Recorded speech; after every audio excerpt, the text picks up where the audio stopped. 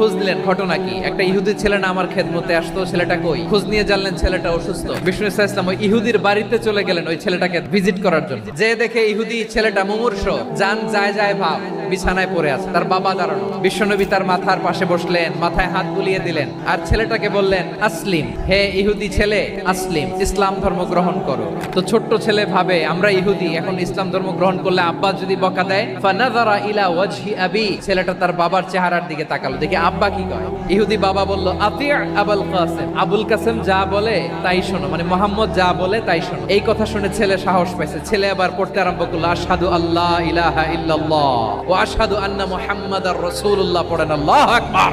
এবার রাসূল সাল্লাল্লাহু আলাইহি ওয়াসাল্লাম বের হয়ে আসলেন ঘর থেকে আর বললেন, আলহামদুলিল্লাহিল্লাযী আনকাযাহু মিনান নার, প্রশংসা সে আল্লাহর যে আল্লাহ জাহান্নামে চলে যাচ্ছিল প্রায় এমন একটা লোককে মুহূর্তের মধ্যে কালেমায়ে শাহাদাতের বদৌলতে জান্নাতি বানায় দিলেন। আওয়াজ করে পড়েন সুবহানাল্লাহ।